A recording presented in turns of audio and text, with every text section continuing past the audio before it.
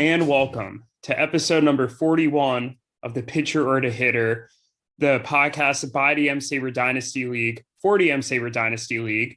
I'm Sahil, and it's just me this week. For those of you who listened last week, Cam announced his exciting travel plans, including going to a Mariners game and several outdoor activities in the Pacific Northwest.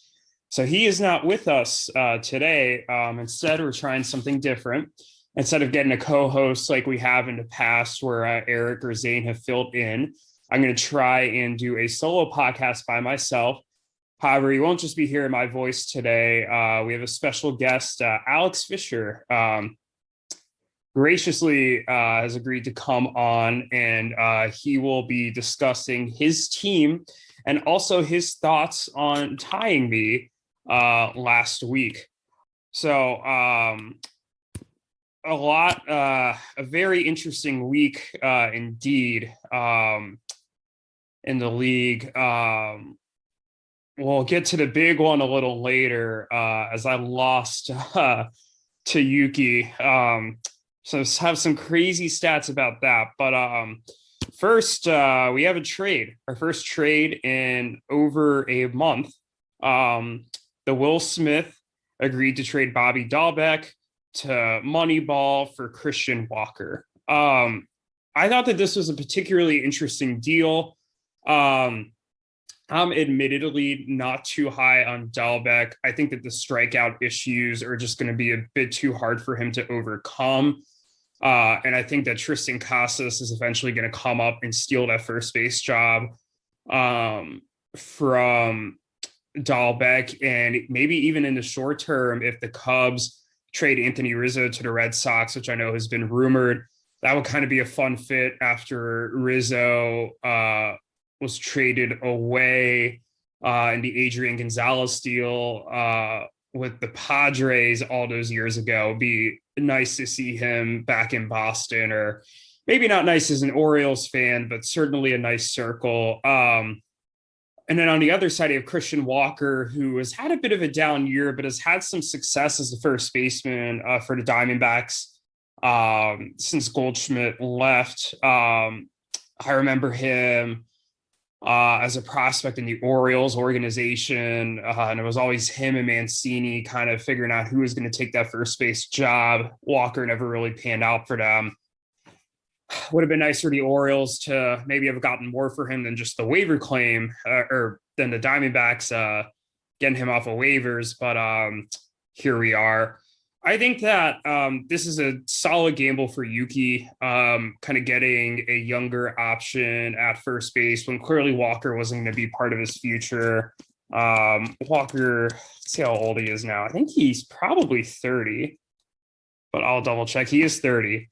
And I know Dalbec is significantly younger than that. So maybe he has a future. Kind of reminds me of when Yuki went out and got Evan White this offseason. Didn't quite work out for him, but you keep kind of gambling on some of these young players until you find some that stick. Good for the rebuild.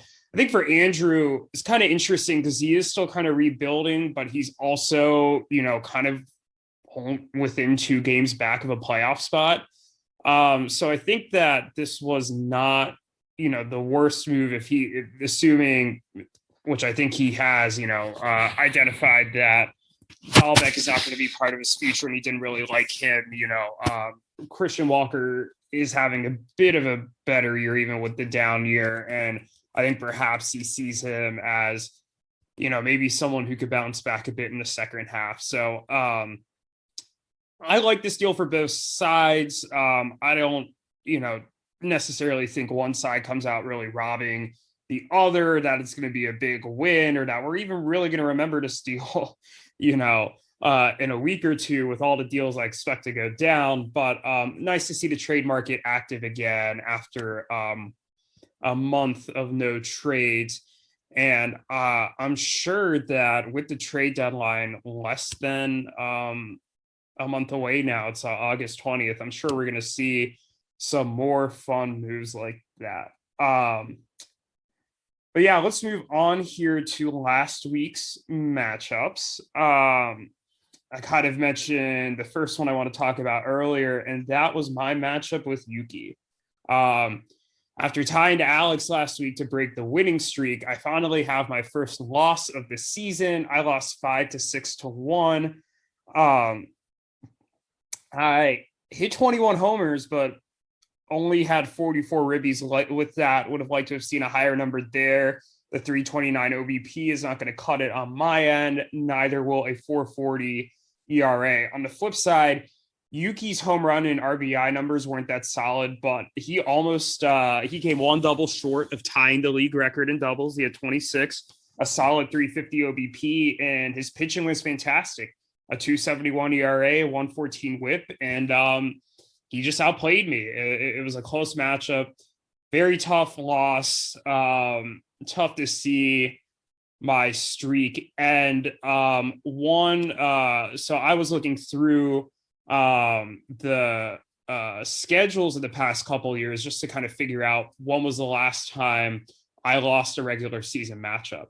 And the last regular season matchup I lost was August 5th to August 11th of 2019. I lost to Erik in a close 5-6-1 matchup. To put that in perspective, I was not even in law school then. This was a couple weeks before my classes had even started. So this was the first time that me as a law student has lost a game. I've lost games as an undergrad, but never as a law student. That is nuts to me. And I'm about to enter my third year of law school. So, every good thing has to come to an end. It's definitely disappointing to see the streak come to an end, but I still have my eyes on the prize with the playoff, with the championship. I'm admittedly a bit concerned having not maybe played as well the past 3 weeks, especially against two opponents that probably aren't going to make the playoffs.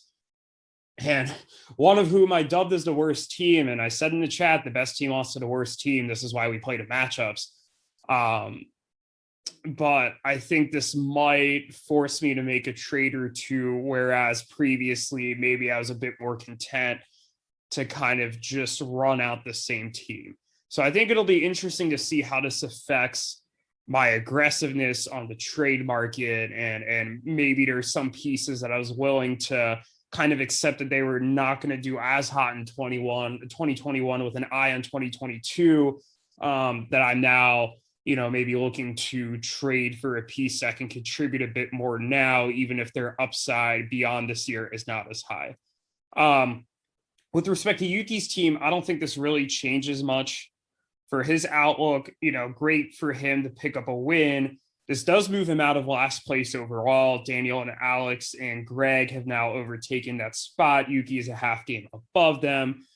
With the draft lottery, I don't really think that means much because they're both going to be, Yuki's still going to have the same odds to get the first overall pick that he would had he had the worst record in the league. But I'm sure for the rest of you who love to see me lose, you're probably pretty happy to see this. The other thing I'll point out now is I am only 2.5 games up after the loss to Yuki and the tie to Alex of Cam and Erik, who are tied at 9-4-2.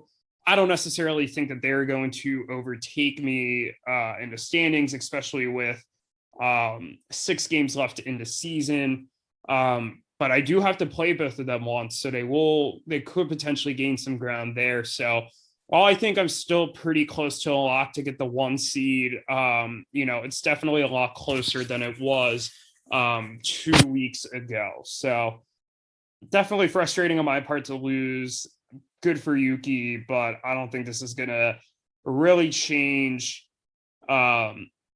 things significantly for either of us moving forward. The next matchup that I wanted to talk about was another matchup that I thought was a bit of an upset, and that was EBO beating Cam. I think EBO's played a lot of teams pretty well this year. I mean, I've said over and over again in podcasts some of the flaws, I think, with their roster construction, but I also think that they've been a bit of a victim of bad luck. I think I've compared it to them just getting Babbitt because of the shift, except the shift here is just teams having their best week. And this week they played Cam not really on a good week for him. A 321 OBP for Cam, 11 homers, 36 ribbies, 10 doubles, very mediocre. He had the 335 ERA, which was not that bad, but a 130 whip is certainly not going to cut it, especially against a team like EBO. Interestingly, EBO did this without a quality starter to hold. They just had 12 saves, and that was enough for them to be able to win this week. And I mean, they swept the offensive categories. 19 homers, 51 ribbies, 9 stolen bases, all very good numbers. And it's kind of interesting because I feel like EBO's been playing a lot of close matchups this year. And here they just kind of blew out Cam. I think their offense finally lived up to its potential.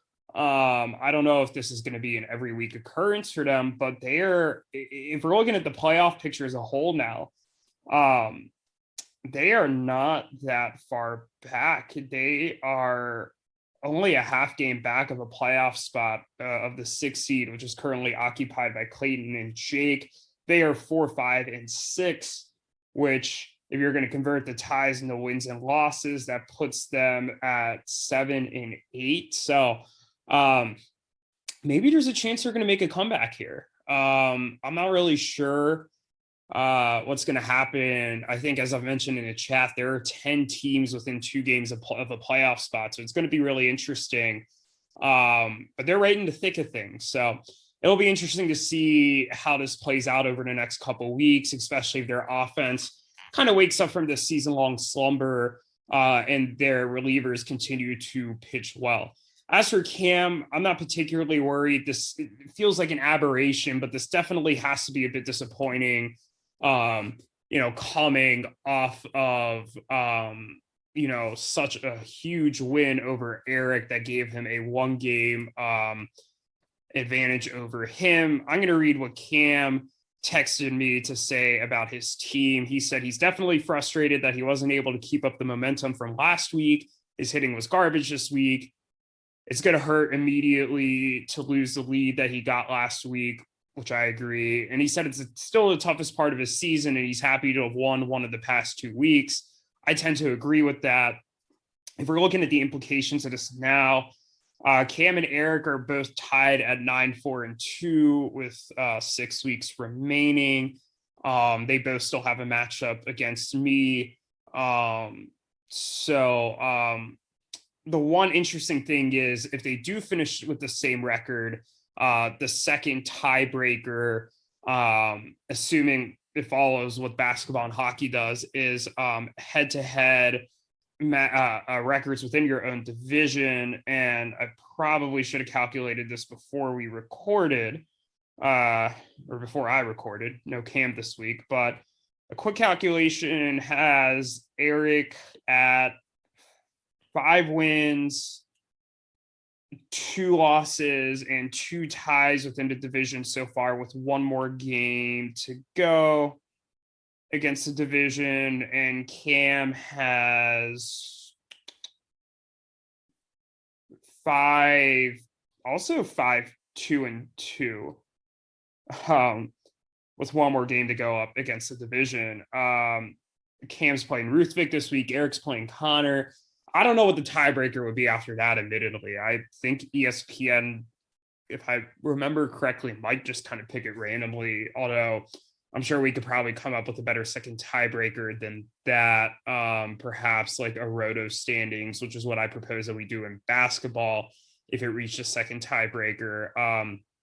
But that's definitely something that's going to be interesting to track, because, as we've mentioned, getting the bye, I think, is particularly important, especially for Cam and Erik, where I think Cam and Erik are probably going to be the 2 and 3 seed in some order. And given this league's proclivity for ties this year, I mean, I could see the 2v3 matchup being a tie, and the team with the 2 gets to advance.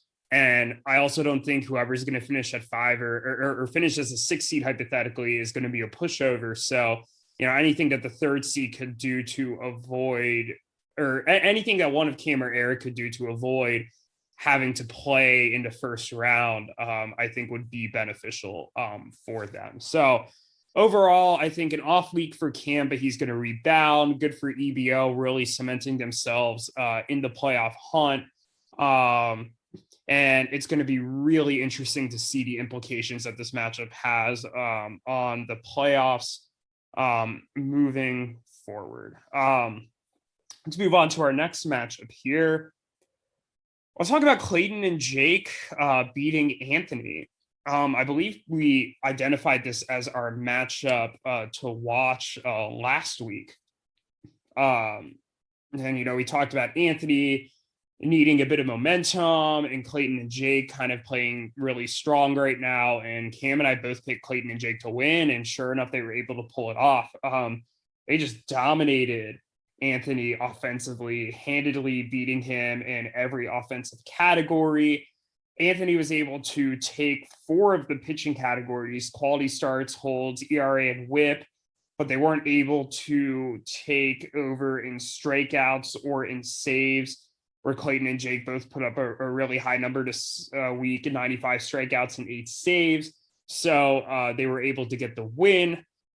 I think long-term, this is going to be kind of interesting to look at. I mean, we've talked about Anthony, as somebody who probably needs to add a piece or two. And I think more so than any other team, I think he has the most to gain from that. I mean, I think, I'm probably going to be the 1 seed. I think, Cam and Erik are 2 and 3 in some order. And I don't necessarily know where they're going to upgrade that much. That's really going to have that big of an effect. I mean, I think Cam can maybe use another starting pitcher, but that's not really what we're talking about here. But I think Anthony's kind of on the precipice here, and having guys like Grandal, Trout, and Chisholm on the IL, I mean, it might not be a bad idea to get a bat. I think I said this last week when his offense didn't play well, and I'm saying it again this week. He already went out and got Gosman, but so he got his pitcher acquisition, but I think he does need that hitter acquisition. I think Anthony's still a playoff team. I'm not necessarily concerned about him. This definitely just was kind of a down week with the bats. He's going to get a couple of these guys back soon. But I'd be a bit worried if I was him, because, it'd be beneficial for him to try and be able to finish as the 4 seed. And right now, thanks to his loss, he lost his hold on the 4 seed. He is now currently the 5th seed. As for Clayton and Jake, they've been playing very well the past couple of weeks. I mean, they, over their last 6 games, are 5-1 after starting the season 2-6-1. With some impressive wins too, I'll add. They beat Cam, they beat EBO, they beat Anthony. So those are 2 playoff teams and another team fighting for a playoff spot. Their only loss during that time period is to me. I think it's going to be interesting to see how they approach the deadline here. I know Jake just put some hitters on the trade block because he has some guys coming back. I suspect that they're going to need a pitcher or 2 if they really want to advance in the playoffs.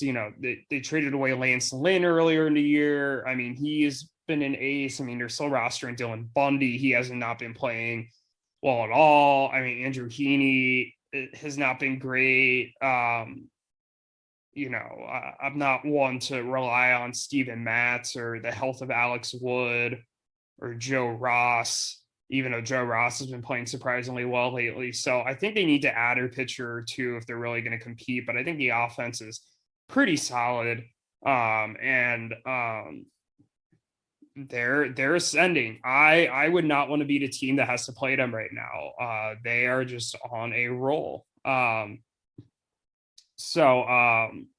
think overall, I think Anthony has a little bit to be concerned about, and I think he's in need of a move, especially want to get a hitter. I think Clayton and Jake are also in need of a move, but I think more to go and get a pitcher. And I think we could easily see a matchup of these 2 teams in the first round of the playoffs. I could see this being a 4-5 matchup, or One of Cameron Erik slip, maybe even a 3-6 matchup. So they're both definitely some interesting teams here, and I'm excited to see how the rest of the season works out for them.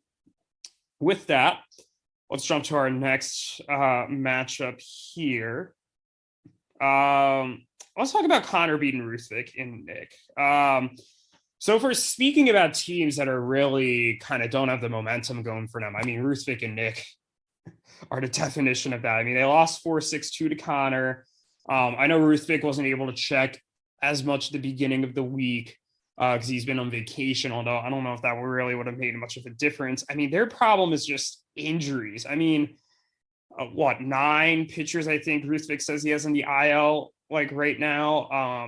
When you have DeGrom and Bieber down, and that's really the core foundation of their rotation, like you're not going to do well. Not only down like Boyd, Sale, Lamet, Savali, Nick Anderson, David Peterson, who we can't even slot on the IL because he doesn't have enough IL slots, and not to mention Acuna and Bregman, 2 of their top 3 hitters are on the IL. I mean, literally, I think Ruthvik and Nick have 5 blue chip players in Acuna, Devers, Bregman, DeGrom, and Bieber, and 4 of them are on the IL and have had pretty lengthy IL stints. So just not their year.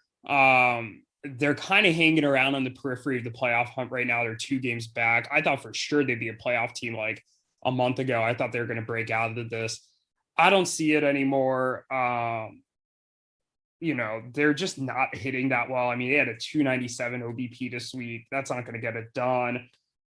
The ERA was all right, 3.90 ERA, 128 whip, but only 4 quality starts, 3 saves, 3 holds. So just very mediocre across the board.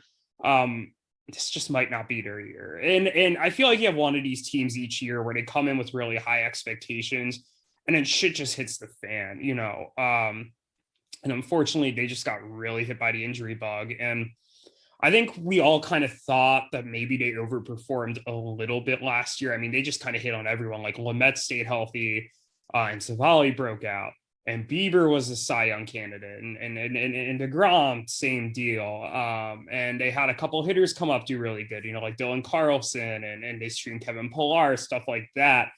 And you wondered if maybe they got a little bit lucky, and I think the luck has just shifted completely to the other side. So I don't think this is a bad team. This is a very similar team to the one that almost made it to the finals last year, but just not their year, not a particularly strong performance this week as they dropped to 5-8-2. Conor, on the other hand, and I feel like I'm saying this every week. I mean, he won, but there wasn't really any particular category where he really stood out. 10 homers and 36 ribbies are not going to cut it against the top teams in this league. 327 OBP, not going to cut it. 36 runs, 4 stolen bases, won't cut it. A 4.03 ERA, 126 whip, very average. The 7 quality starts is very nice. I will give him that. Great week with the starting pitching, but it's weird because he's 9-5-1. He's now in possession of the 4th seed, sole possession over Anthony's a half game above him. And he's only a half game back of Cam or Erik. So, I mean, there's a potential for a bye with him. I don't think it's going to happen because I think Cam and Erik just have this clearly superior teams.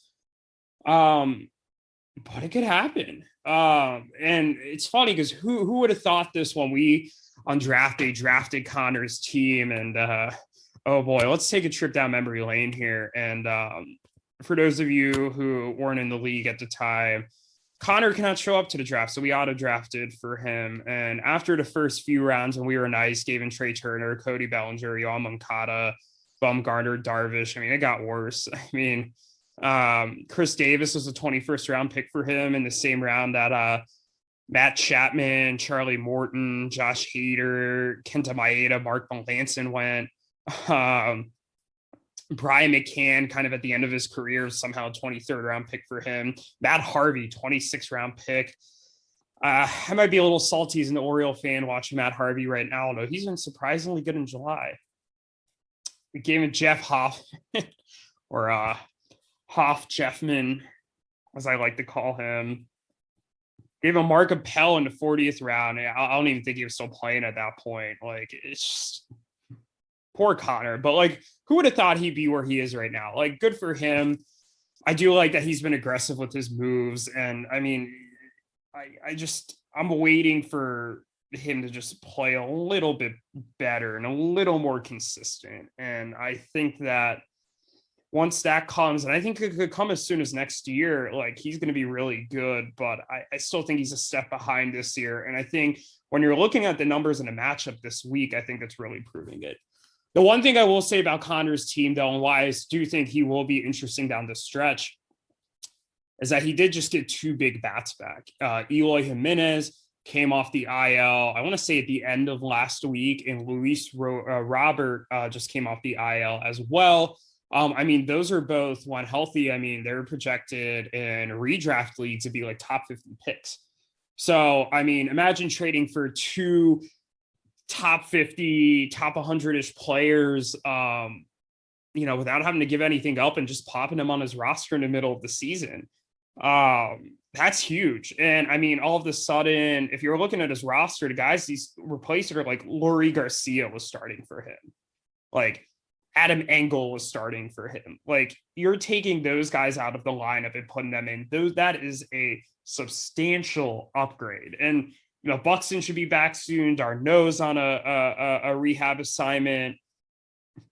So there's some potential here for, Conor to really improve over the next couple of weeks and make some noise. I don't think it's going to be enough, but put it this way, I would not want to be the team that's I wouldn't necessarily want to play Conor with Eloy and Robert in the lineup, because I think that they could really, make a run offensively and do well. I don't think they're necessarily the most dangerous team at the moment, but this offense suddenly looks a lot better. So definitely something to keep an eye out for moving forward, and seeing the effect that and healthy Eloy and Robert, and maybe if you're getting some of these other pieces back too, Eddie Rosario is another one who should be back soon, what effect that's going to have on their team. All right. And with that, let's move to our next matchup. Let's talk about Erik crushing Andrew. He won 10-2. Andrew dropped to 5-9-1. Erik advanced to 9-4-2. Not a very good week for Andrew. I mean, 7 homers, 33 ribbies. I'll be brutally honest. That's abysmal. The 305 OBP somehow only lost by 0.001 OBP. Erik got a 306. He wasn't terrible in the pitching categories, but didn't really stand out in any of them. A 4.24 ERA, pretty average. 68 strikeouts, average. I mean, Erik did kind of just enough with the 72 strikeouts to beat that. A more solid ERA and whip. The 306 OBP was low, but he was pretty solid in all the other offensive categories. I'll talk about Erik first here. I think this is exactly what Erik needed to do, kind of rebounding from that tough loss to Cam. He was able to make up that ground right back on Cam. And as I kind of mentioned earlier, when I was talking about Cam's loss, this could have really big implications for the playoff hunt. So good for Erik for kind of being able to hang in there. I know that I give Erik's team a lot of flack because he and I run our teams very differently, but I gotta admit, if you're looking up and down in this team right now, I mean, Jared Walsh, Jose Ramirez, Chris Taylor, who I really regret cutting now. I can't believe was a free agent in the middle of last year. Teoscar Hernandez, who has proven me wrong. Winker, who's admittedly been slumping a bit lately, but has still been fantastic on the season. Merrifield fan, Giancarlo Stanton, who could be getting some more playing time in the outfield here. That's going to be interesting to watch. And I mean, when he got Shohei, Shohei speaks for himself. Coupled with this solid rotation, it's a good team.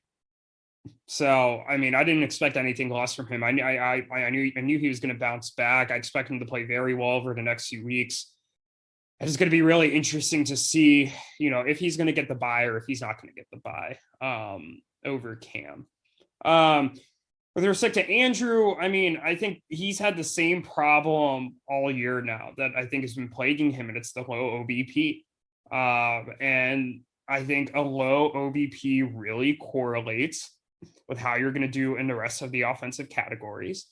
And it's not a good correlation. And you saw that with him losing every offensive category this week. I think Andrew's starting to recognize that a bit.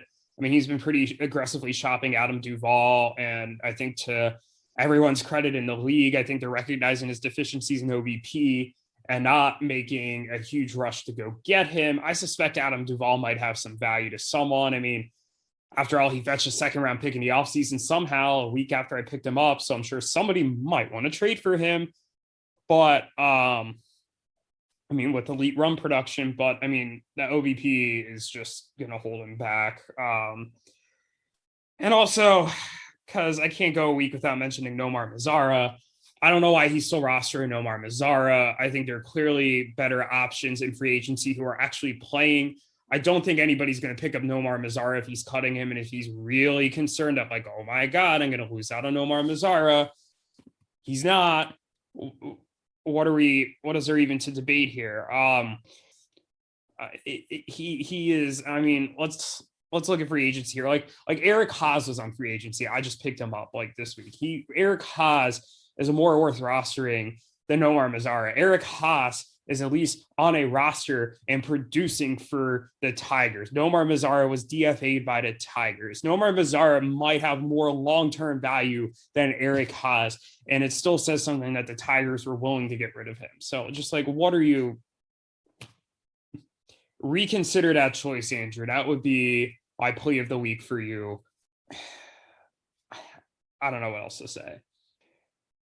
And also quickly on Andrew, I think it's going to be interesting to see how he handles this deadline, because I know that while I think Andrew has correctly identified that he still should be a seller, I wonder if he thinks and maybe appropriately thinks, I don't know the answer to this question, admittedly, you know, whether his contention for or whether his timeline for contention is shorter or longer than it was. It's not this year, but you know, I think Cam and I maybe both thought it was more of a 3 to 5 year project as a more of a 2-year project instead.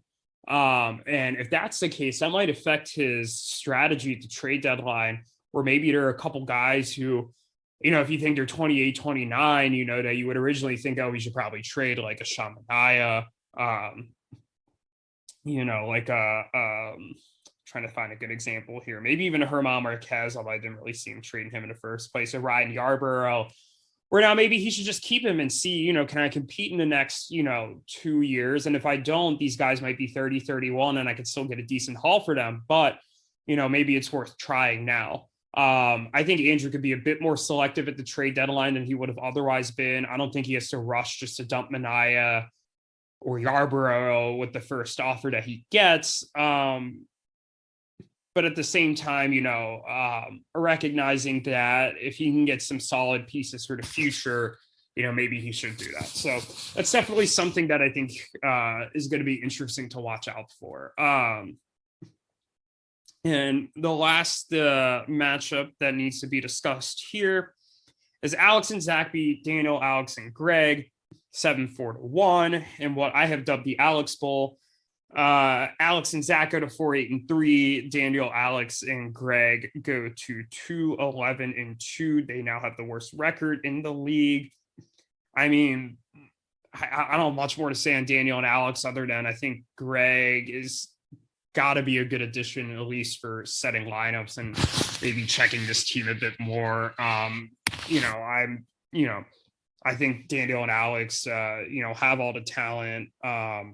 But I think that, you know, they need a bit more work just kind of around the margins here.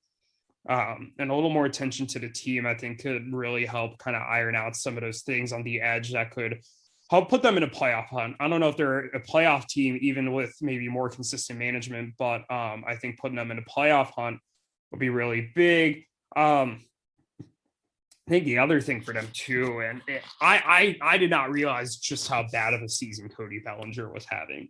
I was listening to the Sleeper at a Bus on my drive the other day and heard that just how atrocious his numbers have been. Cody Bellinger is a 59 WRC plus this year. And that's not an insignificant number of plate appearances. It's 179, only comes with 4 homers, 2 stolen bases. And this was coming off, I mean, his last full season, 2019, he was the MVP. He had a 162 WRC plus. I mean, I'm just, he had the shoulder injury, and I know he aggravated it in the World Series when he kind of did the celebration, the shoulder bump with one of his teammates, and I think we all kind of assumed he'd be healed and it wouldn't be an issue, but I think it might just be affecting him more than we think. I mean, he's still 25, or he's 26 now. I think he's going to be fine when it's all said and done, but man, I don't think anybody expected this from Cody Bellinger. Even in their most pessimistic predictions. I mean, his strikeout rate was 16.4 at his MVP year. It's now 26.8. Like, his ISO was a 324. It's now a 118. I mean, this is shocking. Turning to the Benintendi's Chicken Tendies here. They've been low-key playing very well recently. I'm very impressed with this team and how they've been performing recently. I thought they had a pretty strong week here. On the pitching side, they had 4 quality starts, 3 saves, 2 holds. The 15 homers were solid. I mean, it wasn't anything super fancy. They didn't blow them out, but they did enough to get the job done. They beat some very good teams lately.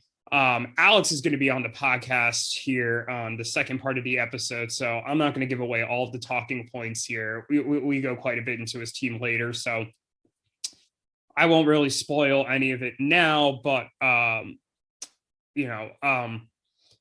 they're only two. They're one of the 10 teams that are within 2 games of a playoff spot. I don't necessarily think Alex and Zach are going to make the playoffs.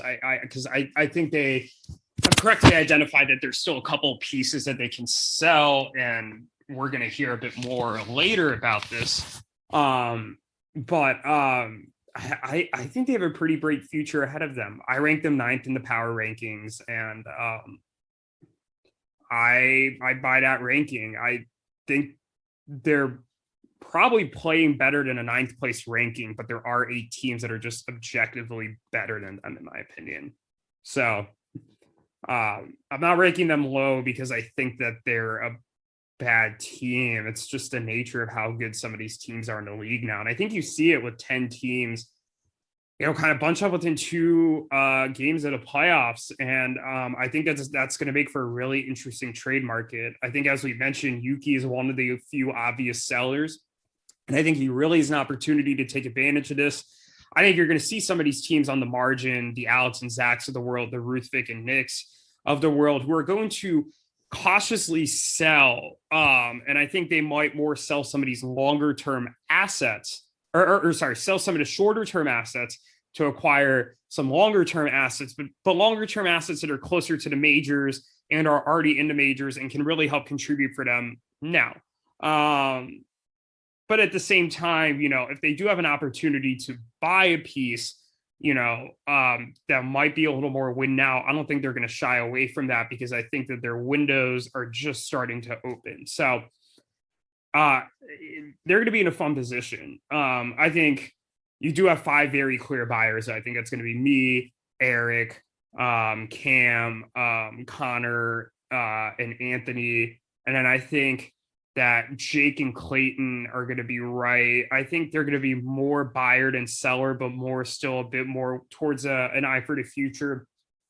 The one team I'm not really sure about is EBO. I think Zane has shown a willingness to kind of tear a little bit of this team down. I don't think he's actively looking to make a bunch of trades kind of as the lame duck owner, but I think he's opening to listening to them. I don't get the sense that Zane is going to try and mortgage the farm for one last run here, especially if he's going to hand off this team in a couple of months. But I wonder if he makes a small move or two to help him kind of win now, given that he's only a half game back in the playoffs. And I think I speak for a lot of us in this league where I say I think it would be fun for Zane to have one more trip to the playoffs. I mean, I'm sure last year's trip to the finals and losing on the last day because of my big offensive day probably left a sour taste in his mouth. And I know he lost in the finals the first season too. I'm sure he would love to get back and win a championship before he leaves. So, and again, you never know with Zayn. I mean, Zayn will do whatever he wants. I mean, he is a bit of a loose cannon when it comes to these trades and his different philosophies and strategies, which is a very good thing. I love seeing it. It's something I'm going to miss, but we'll see. I think he's going to be a bit of a wild card come deadline time. But that's it with wrapping up this past week's matchups. Let's look forward to this week. There's some interesting matchups this week. And honestly, I think the one I want to preview here is Erik versus Conor and Conor. As I mentioned earlier, Conor's only a half game back of Erik and Cam. I think Erik is tentatively lined up as the 3 seed right now, which actually, as a side note, that might portend who is the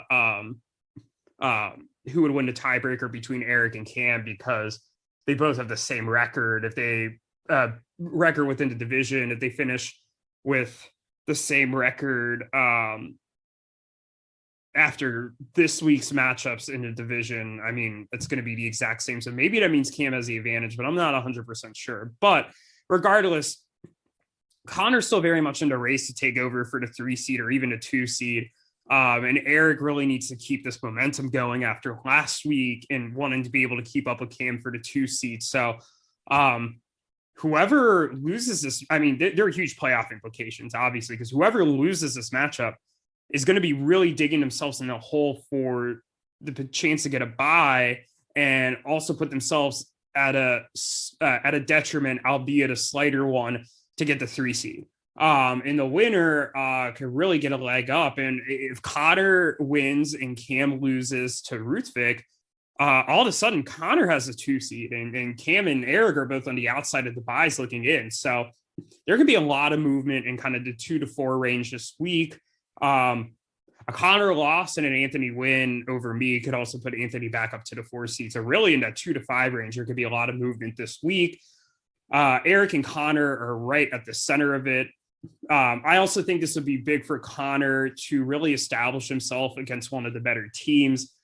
I think Erik and Cam are kind of in a tier of their own above kind of Conor and Anthony.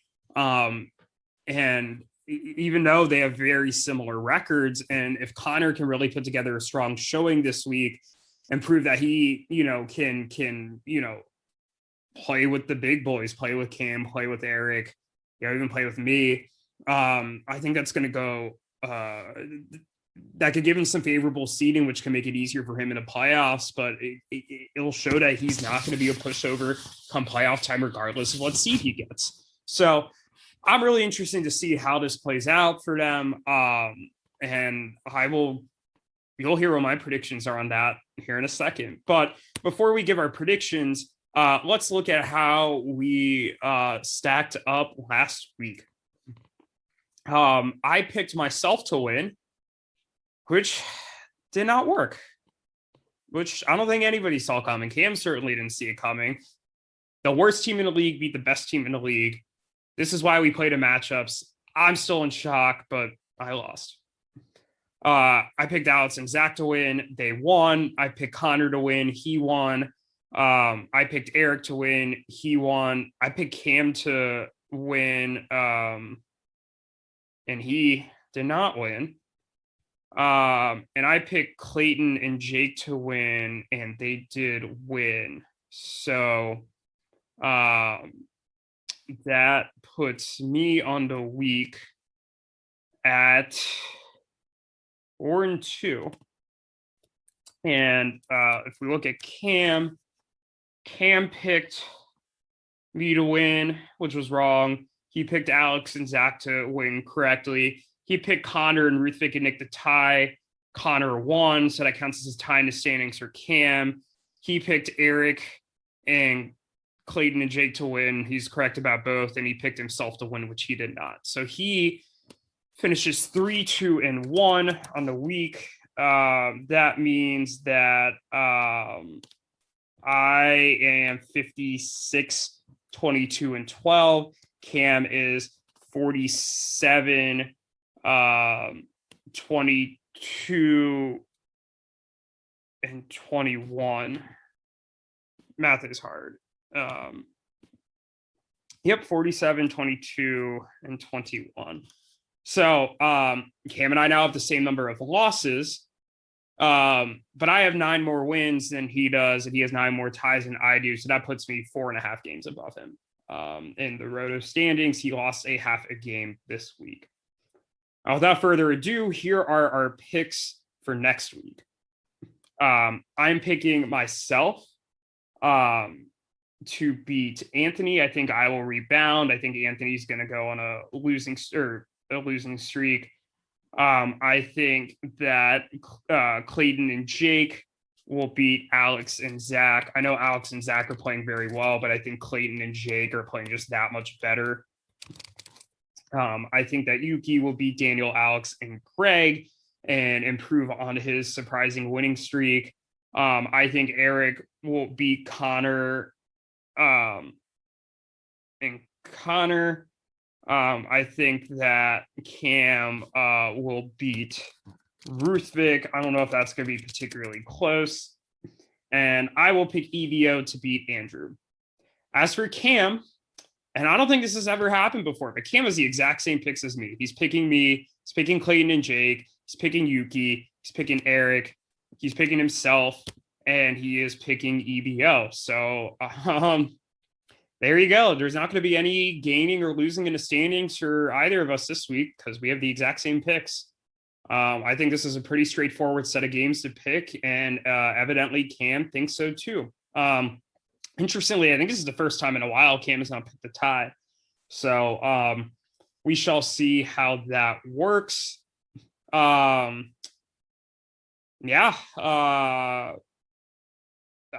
it on my end. Next week, Cam should be back. We'll have a more normal episode.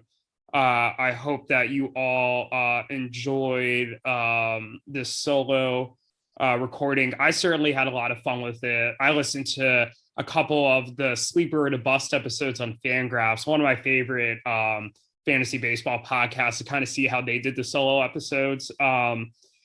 And I came away pretty impressed with it. And that's why I wanted to try this out for myself. We'll see if we repeat this in the future, or maybe we'll get Erik or somebody else on to serve in as a fill-in co-host, when Cam or I cannot make it. I think part of the reason we did it this way this week was the unpredictability of both of our schedules, especially mine. But I think it worked out well. I was really happy with how this podcast worked out. Also, a bit of personal news for those of you who did not see it in the chat. I have accepted an offer from the firm that I was working at this summer to return after I graduate from law school. Firm is Moore and Van Allen in Charlotte. I'll be doing finance and corporate work for them. I'm incredibly excited on the move to Charlotte, and hopefully I will be recording many a podcasts from there in about a year's time.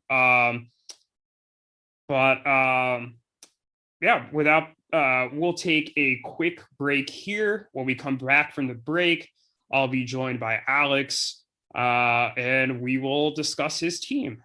So stay tuned, everyone. The New York Knicks.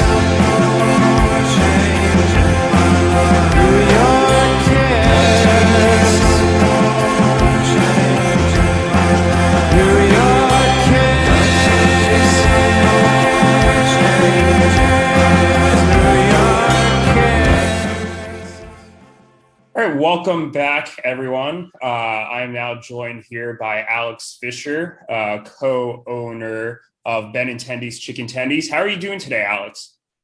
Doing well. How have you been? I've been doing pretty good. So before we get into baseball, why don't we let everybody know what you've been up to this summer? How have things been?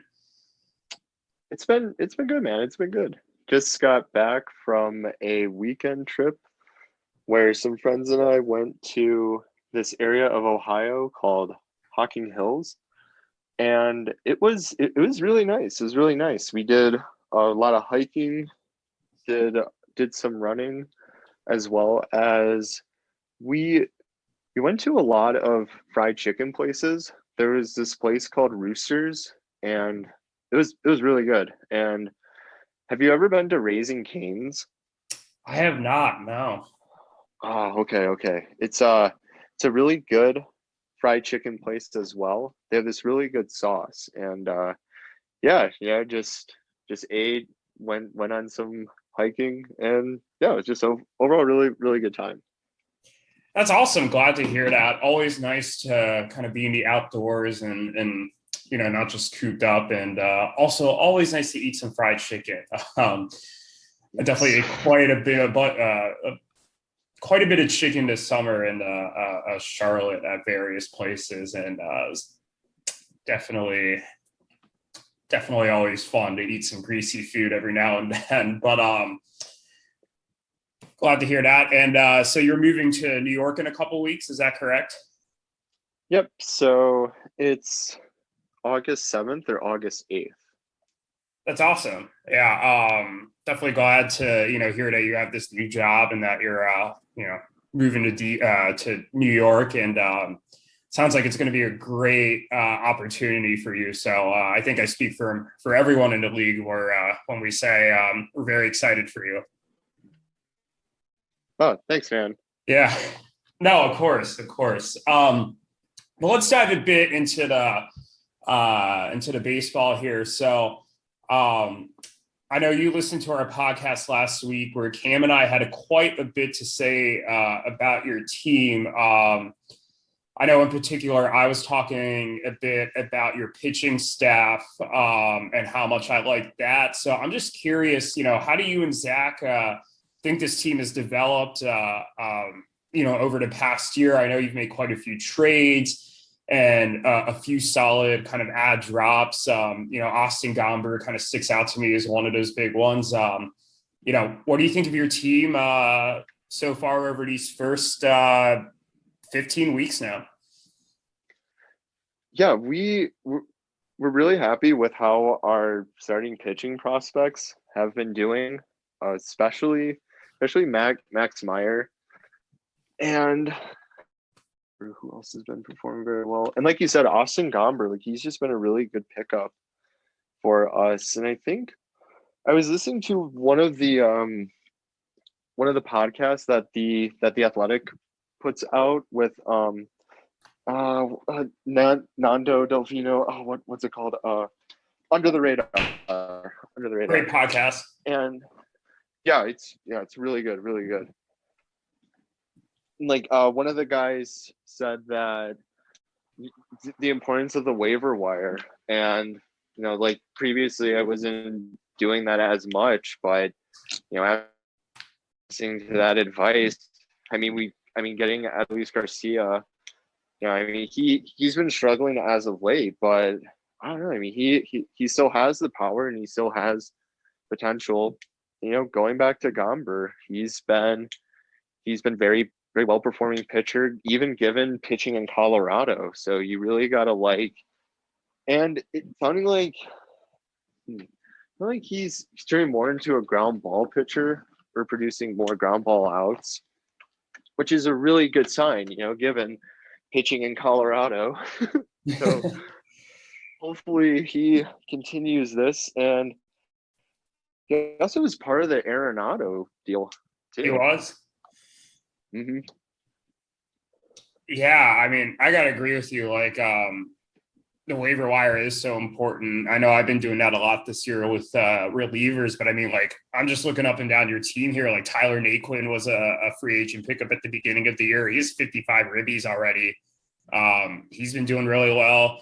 Robbie Grossman is 15 homers and 12 stolen bases. I did not realize that. That's a valuable asset, especially with how hard it is to get speed nowadays. So, I mean, I think you all have done a great job there, kind of identifying some of those guys. And I mean, I think you're dead on about your rotation. Like, some of these young arms are looking really exciting. I know Logan Gilbert, especially lately, has been like on fire. I'm sure you have to be very happy with him. Oh yeah, definitely. He has. Yeah, I mean he's definitely outpitched his expectations that Zach and I had. I wasn't even we weren't even sure if he was going to be here. Well, be MLB ready by the All-Star game. So it's a really good sign Oh for him. yeah, no, he is. I was not expecting him to be this good this early either. And then Freddie Peralta too. I mean, he has kind Mm. of burst out to be that third ace with Brandon Woodruff and Corbin Burns. So I mean, 2.29 ERA so far I this mean, year. hats off to the Brewers. That is just such a good 1, 2, 3. Oh yeah, no, and I expect him to add more at the deadline too. So I think that rotation is going to be really filthy going into the playoffs. But I think Peralta, especially next year, once they get him a bit off this innings limit, I mean, I think he could easily be a 200 inning workhorse and just a huge ace for the Brewers. I mean, he's only 25 too, so I think he could be an asset for your rotation for years to come. And this is we actually were contemplating on dropping him during the off season. Oh, really? Yeah. It, Wow, that would I not don't have been know. good. No, no. Yeah, that was I can't remember who it was between, but the deciding factor was his strikeout, was his K per nine. I think it was around like 11.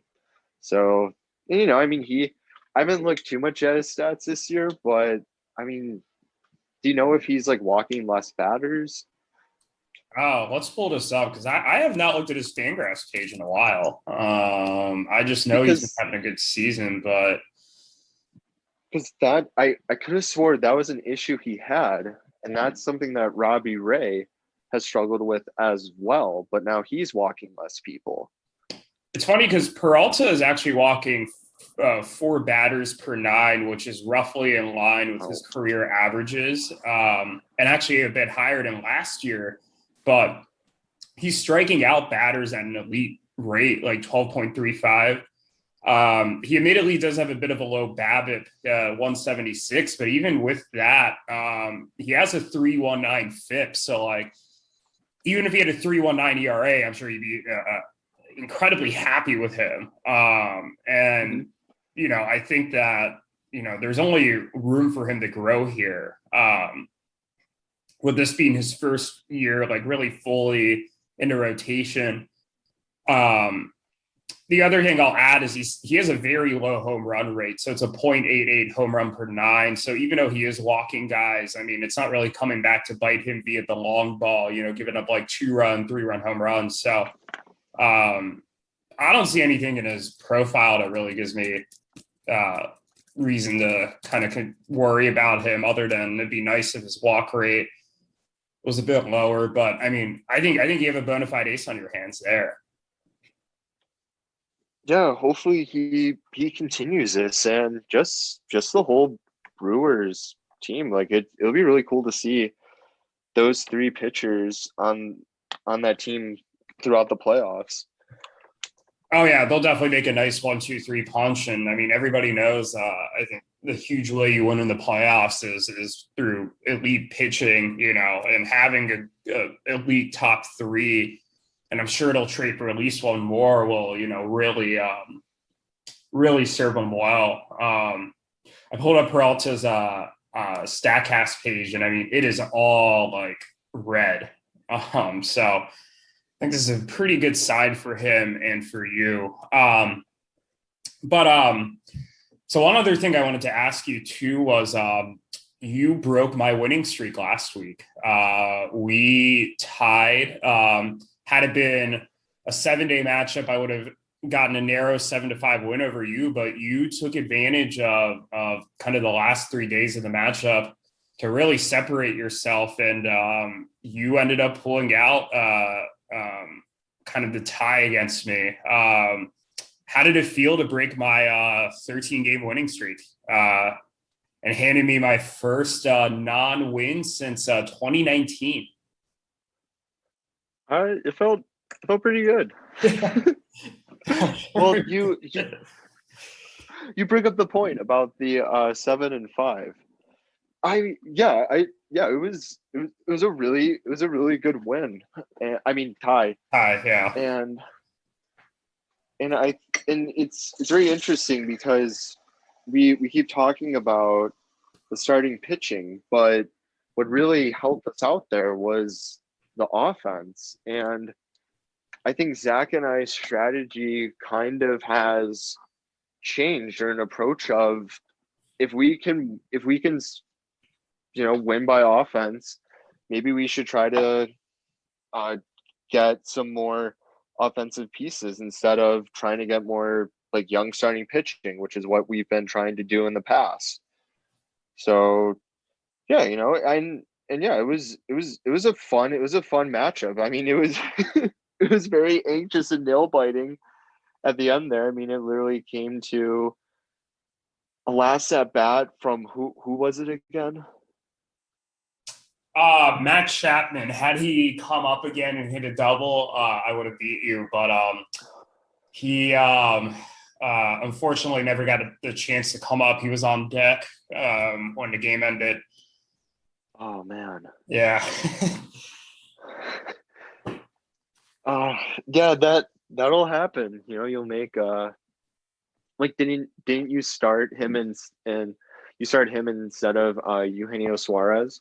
Well, I had a couple times during the week where I benched doubles, one from Miguel Rojas, a couple from Eugenio Suarez, and there was one where I was on a flight, and I was on a flight from the West Coast. So the game started earlier than I thought, and by the time I gotten off the plane, that's when the lineups had come out and the game had already started, and I could have put in Suarez for Castellanos, who was sitting that day, but stuff like that happens.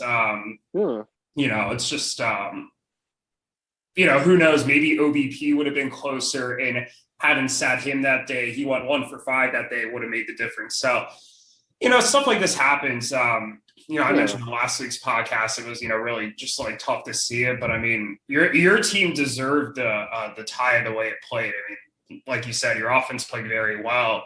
And I think it's definitely interesting to hear your perspective where you're maybe shifting more towards acquiring some bats to really beef up the offense. Because I think you're dead on. Your pitching is really good. But getting another bat or two, could really be a huge help for your team. Yeah, thank you. Thank you for those kind words. Yeah, no, absolutely.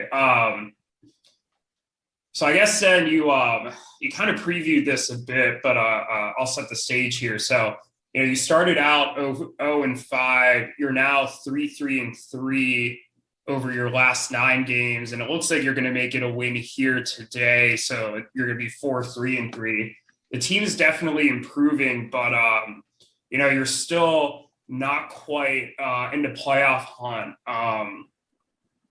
for now. I mean, I definitely think you're definitely moving towards contention here over the next year or two. But what type of moves do you think you're going to make over the next month as the trade deadline happens here? And I'm sure you definitely have some assets that teams are really going to want.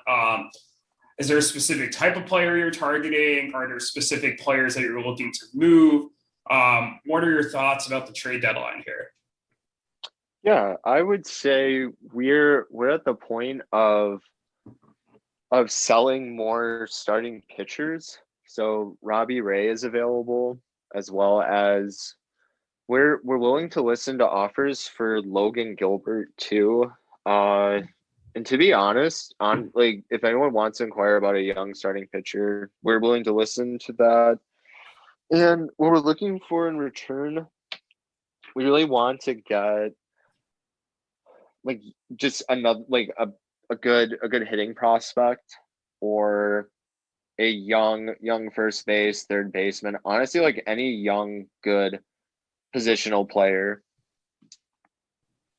I like that. I think that's a great approach for you because I think you're right. You do have the pitching, and it's always good to trade from depth to maybe fill in some holes elsewhere. So I think that's really good. And I mean, I think you have some young hitters already to form a nice core. Like Dom Smith, um, Ryan Mountcastle. I mean, kudos to you for hanging on to Brendan Rodgers too. Like he's I think finally starting to show a bit what potential he has. I mean, it's been a while with him, but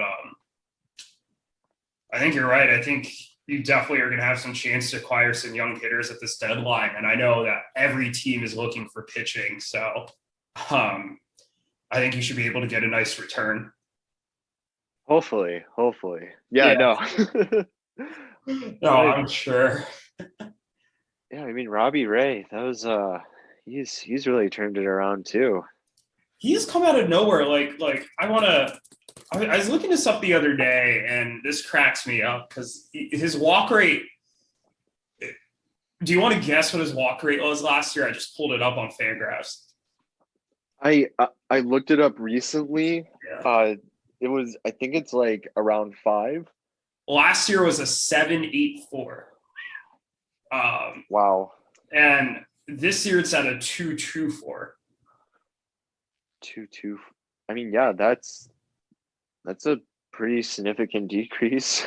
Oh, very significant. And not only that, like his lowest walk rate in the season before this was 3.45. So like, I mean, this is like a significant drop, and he hasn't really sacrificed the strikeouts to do that. So I mean, a 3.12 ERA, very solid. Like, and I mean, he's still pretty young. He's turns 30 on October 1st. So I mean, whether you keep him or whether you sell him to someone, like I think you have a nice kind of piece here to either acquire a solid young hitter or kind of anchor your rotation. So it's just crazy to me how good he's been this year. I was not expecting that, and I mean I remember you trying to sell him a bunch like in the off season. Yeah, I don't even know how he. I honestly think he's been on our team this whole time. Yeah, he if you pull up the original draft and you look at the players who have been on this roster since the beginning. So for those of you who don't know, Max and Teo were the original owners of this team. The only player that's left on this team from that draft was Robbie Ray. It was their 6th-round pick after so the first 5 guys who drafted, Jose Ramirez, Francisco Lindor, Wilson Contreras, Ronald Acuna, and Aaron Nola are gone. But Robbie Ray has stayed. I believe Fernando Tatis was drafted by this team as well in the 15th round. I don't think you were the one who traded him away, but okay. Ooh, good. Yeah, no, you were not. Lance Lynn was also on this team. He was a 28th round pick. Kind of crazy to look back at these drafts in hindsight. I know Cam and Zane in one of the early episodes kind of went through each team's draft. I'd encourage anybody who's kind of curious about how these rosters have developed to go listen to that episode. But yeah, Robbie Ray has stuck around, even through some of the bad times for him there. And kudos for you to hanging on to him because he's really taking off. But it's been fun. Definitely watching this roster develop. Didn't Conor do a trade effect chart? He did for someone. Yeah, that was so cool to look at. Oh, let me see if I have this. I think I downloaded it on my computer at one point because I knew we'd lose it when we did the on the Slack kind of like delete stuff because we still have the free account again. Oh, here we go. M-SABR trade tree. He did a trade tree of the Trey Turner for Brendan Rodgers and Juan Soto deal. And I mean, this trade tree is wild. I'm sure you're on this trade tree somewhere. Yeah. I see my name on here a lot. I know that. feel like I'm involved in every trade, but definitely some of the players that you have owned are on this list. Like I think you owned Zach Gallen at one point. He was on this list. And then, oh man, Fernando Tatis is on this trade tree. So I guess, you know, because you technically owned him at one point, although this was pre your ownership. So I mean, this is crazy. I'll definitely put this out again in the chat just to remind everyone that this exists. But no, we've had quite a few trades in this league, and it has been so fun to watch it develop. Yeah, especially the Acuna trade just seems to, because we got Mookie Betts out of that, and then we traded Mookie Betts to Zane and Max. Yeah. And then I think you got Goldschmidt in that trade, and you sent Goldschmidt right back to Zane and Max. But like along the way, and it's funny because it never looked at it at the time when you made some of these trades, but like some of the pitchers you've acquired in those trades have like really developed. And it's really made these trades like very good for you. Like I remember when he traded away Kopech and he got Framber Valdez and Logan Gilbert, and that's like 2/3, or not 2/3. That's like two big parts of your rotation right now. And I know you had like Spencer Howard, you got in one of these deals, and you're able to parlay that into Willie Adames, who's been big. So I feel like some of the trades you made have been kind of sneaky good. They don't always look like the best trades at the moment, but they end up being like really solid. Like, you know, just looking at them like a year or so afterwards. So, I mean, kudos to you. It's like I said, it's so interesting to watch all of these trades. And I remember bashing some of them at the time, and then they just turn out to be the opposite. So, I mean, this is why we play the games, you know, just to see how these trades work, to see how these teams do. It's crazy. Yeah, and that was and Conor got Jorge Polanco too, and Jorge Polanco's still been respectable. Yeah, he's been like really good this year. Actually, he's bounced back. I know he was like kind of hurt last year. Let's see if I can pull up his numbers this year. And he's only 28, so he'd be a young building block. He has a 111 WRC plus this year, and he's got 9 stolen bases already. So he's probably like a 15-15 player, 20-15 player when it's all said and done. So, yeah, I mean, that is value. But yeah, anything else you wanted to add before we signed off here? Yeah, just that willing to hear any offers on our prospect starting pitchers. Just depends on the price. Looking for any young positional players. And Robbie Ray is available too. Willing to hear offers on Framber Valdez as well. But thanks for having me on, man. Yeah, thanks for coming on. I feel like we had you on one of the early episodes, but it's been a while since then. So always great to have you on. For the rest of you, I'm sure we'll have some more interview opportunities the rest of the season, and definitely in the off season. So yeah, thank you for coming on, and good luck the rest of the season. Yeah, thanks. You too.